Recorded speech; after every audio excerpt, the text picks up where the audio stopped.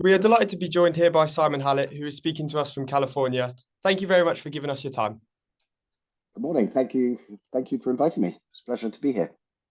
So, Plymouth Argyle is obviously a club followed by a large fan base.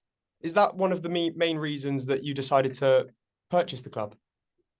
No, not at all. The reason I decided to purchase the club was after I'd been a shareholder for about 4 years and I gradually ended up in control. But my original intention when I became a minority shareholder was simply to be a small shareholder and on the board of the club that I supported.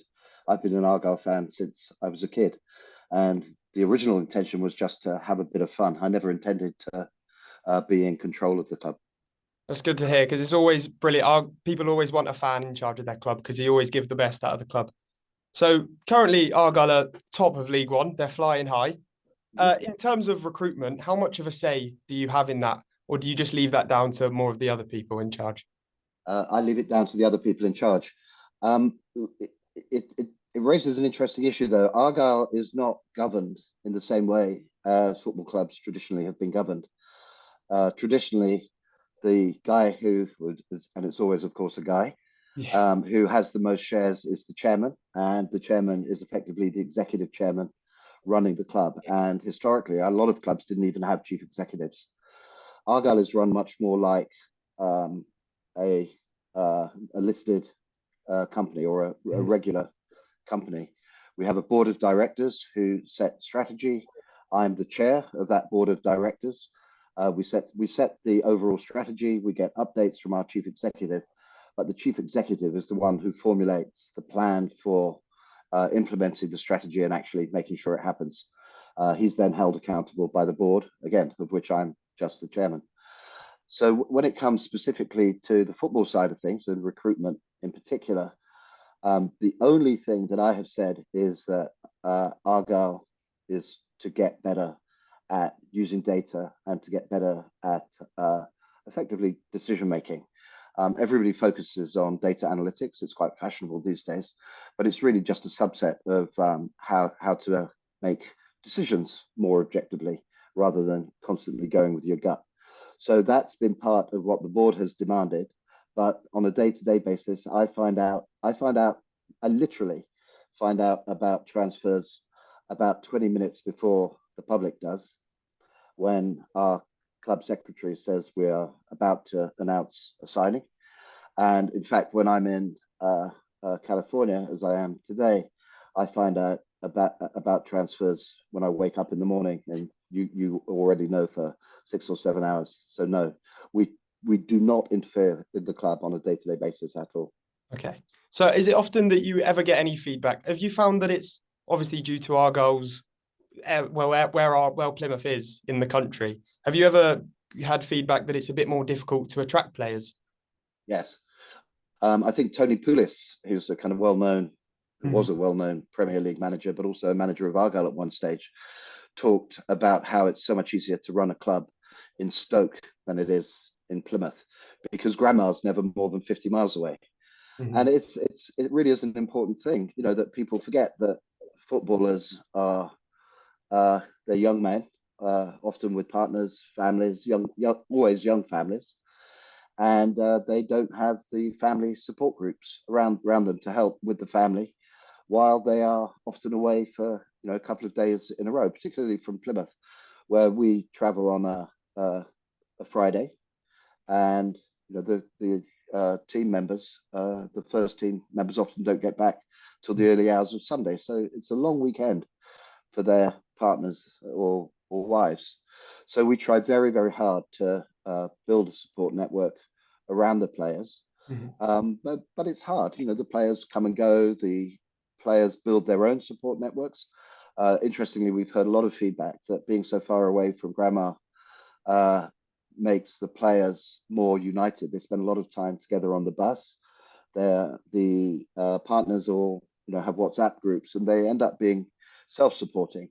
But I do think that it's the club's duty to make sure that these young families are looked after as much as possible. So we do try very hard to make it an attractive place for young families.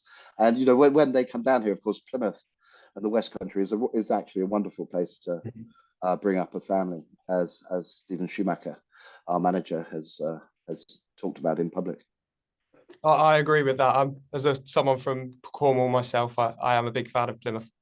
On more of a sort of generic question, just to do with our whole podcast as a total, what's the day in the life of a football owner like? Well, it's actually very little to do with football.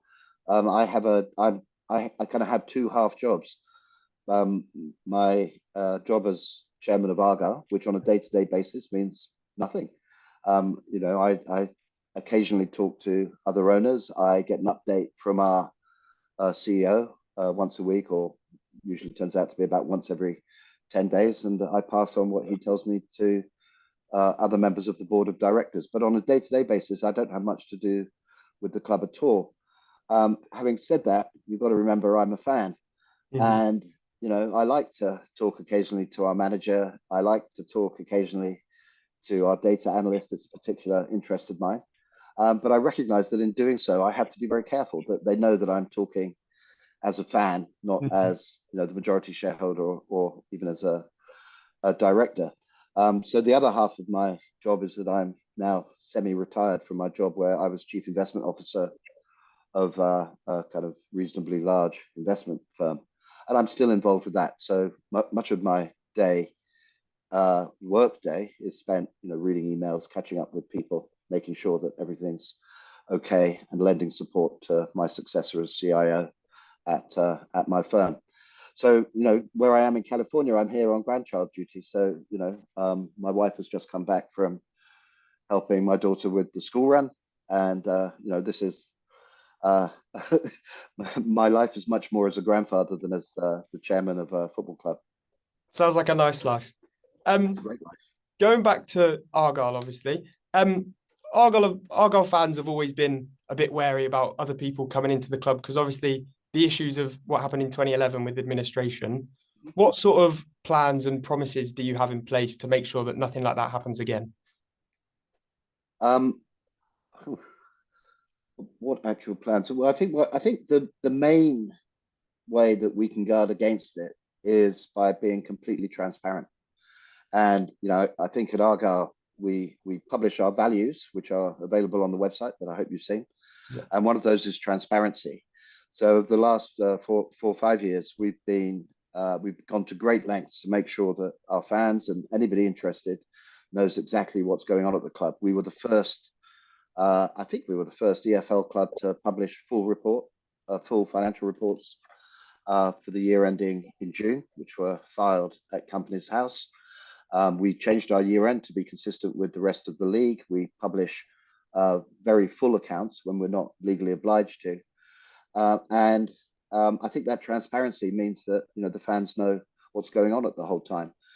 When it comes to new shareholders, we've recently announced that we have a 20% shareholder called Argyle Green, which is a partnership of a bunch of wealthy, almost entirely Americans, not entirely, but mostly Americans.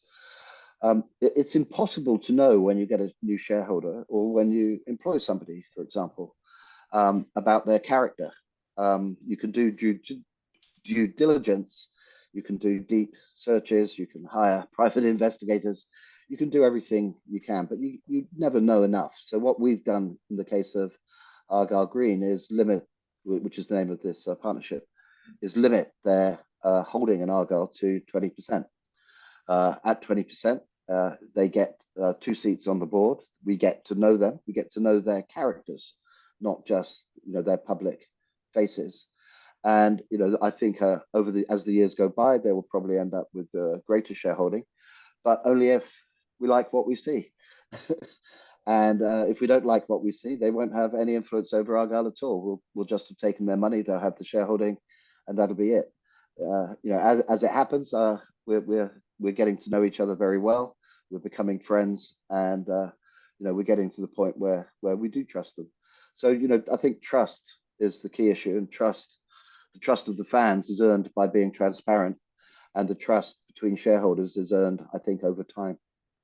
I think, yeah, as an Argyle fan, I think I speak for all when you say that you've got our trust, and you've obviously pushed the club into a better position now, and obviously, hopefully, that can take us into the championship. So, thank you very much. Let's hope. Yeah, that's certainly our mission. Sustainable championship club. Thank you. And My that's pleasure. all we've Thank got you. time for today.